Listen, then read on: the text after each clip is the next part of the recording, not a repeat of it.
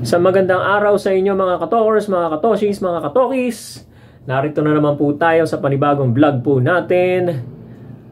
Panibagong paksa mula sa ating munting YouTube channel na Talking Toshi TV.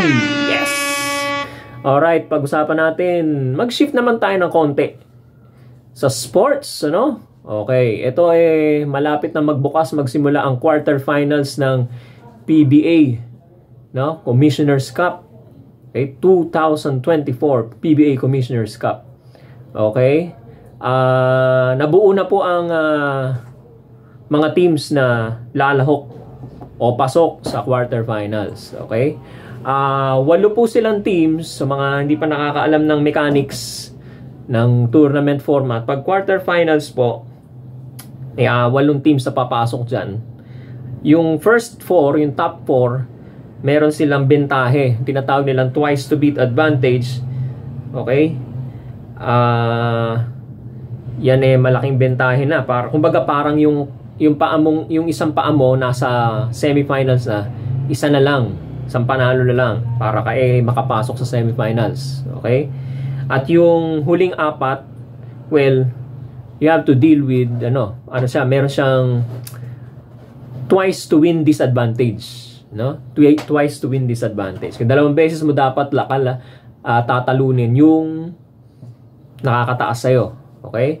So, yung number 1 team, kakalabanin yung number 8, number 2, number 7, number 3, number 6, number 4, number 5. Okay? So, ang unang-una sa standings after ng eliminations or yung classification phase, ang number 1 ay ang Magnolia, number 2 ay ang San Miguel Beermen, number 3 ay ang Ginebra, Barangay Ginebra, number 4 ay ang Phoenix Fuel Masters, ang number 5 ang Meralco Bolts, number 6 Northport. Okay, number 6 Northport. Okay, number 6 Northport, number 7 Rain or Shine, at number 8 ang TNT Tropang Giga. Yan po ang bumubuo sa 8 na papasok sa quarterfinals. Yung top 4 kakalabanin yung lower 4. Okay, nabanggit na po natin yung matches kanina. So itong Magnolia, unahin natin itong Magnolia versus TNT. Ang TNT kapapanalo lang kamakailan, kasi meron silang katabla kung sakali. Kasi kung katabla nila ang NLEX, meron pang playoff na isa para sa number 8 spot. Kaya lang hindi na nangyari yan dahil natalo ang NLEX nung Biyernes yata, nung isang araw. At nanalo TNT nung isang gabi naman. So, nagkahiwalay na sila ng landas. Pasok na ang TNT sa quarterfinals. Wala nang playoff. So, Magnolia at TNT. Rumaratsada ang Magnolia sa pangunguna ni Mark, yung 2 super guards nila, si Mark Baroka at saka si Gio Halalon, At syempre itong si Paul Lee, kasama na si Ian Sanggalang, napaka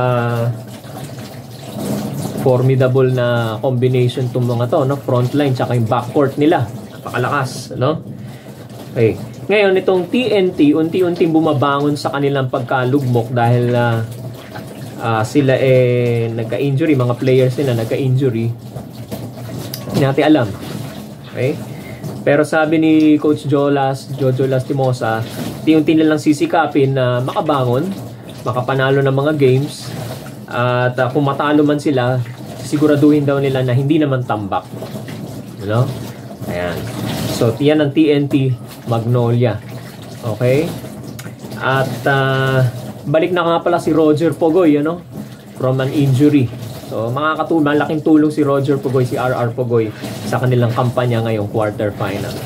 And ito, San Miguel versus Rain or Shine. Okay? Balik na to si 7-time MVP Junmar Fajardo sa kanilang sa paglalaro. At very impressive itong laro nung kanilang import, ano, si Boatwright. Sabi ni Abay, sabi ni Junmar, napakagandang combination nung kanilang napakaganda ng kombinasyon nilang dalawa. Hanapin lang niya, okay, kung nasaan pagka nag-double team yung sa kanya yung depensa, hanapin lang niya yung import nila, sure na makakascore na yon, ano? Okay.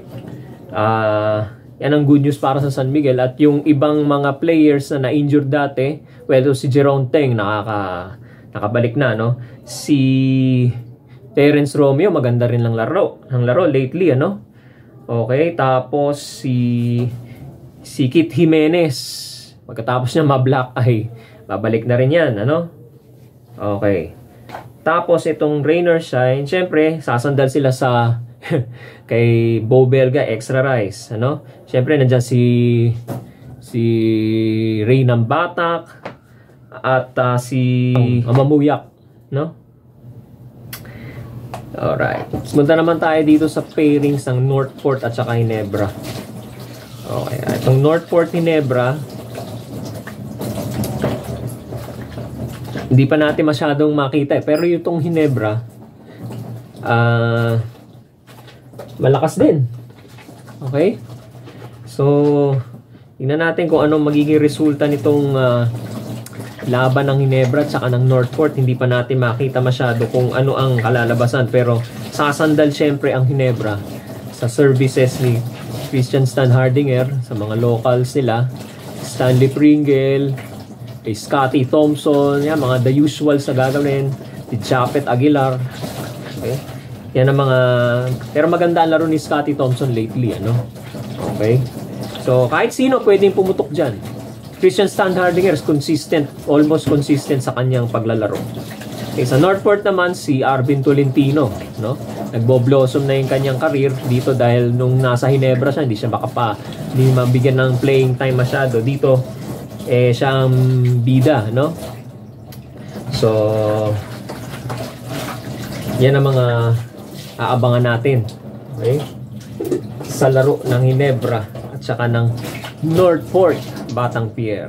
At yung huli, yung Meralco at saka yung Phoenix. Okay, may bagong import tong si Meralco, magaling naman, ano, si Miller. Okay, tapos itong si Williams ng Phoenix, magaling din, no? Galing pumasa.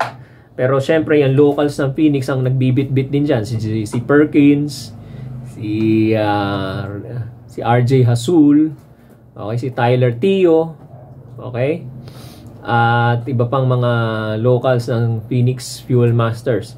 Ngayon sa Meralco, nandyan pa rin si Chris Newsome. Maganda rin lang nilalaro ni Chris Newsome lately. Okay, so magandang bakbakan to. Itong nasa gitna, talagang itong close talaga. Yung 4 and 5. Kasi medyo syempre nasa gitna kayo ng standings, halos magkapantay kayo ng strength, ano? Okay? So, aabangan natin yung labanan ng Meralco at saka ng Phoenix. Magsisimula na po yan sa Wednesday, ano? January, ano na ba ngayon? 15. 16, Tuesday, 17. January 17. Tapos sa Biyernes, meron din pairings, ano? Yan. So, 4 na laro yan, mga kababayan. Abangan po natin ang labanan sa quarterfinals sa PBA Commissioner's Cup. Mga ka-legit Dabbercads, ka-PBA, subscribe lang po tayo sa mga bagong pasok, Talking Toshi TV, at sa ating YouTube channel. Subscribe na po tayo sa ating Facebook account, Talking Toshi TV. Maraming salamat po sa inyong pakikinig at panonood.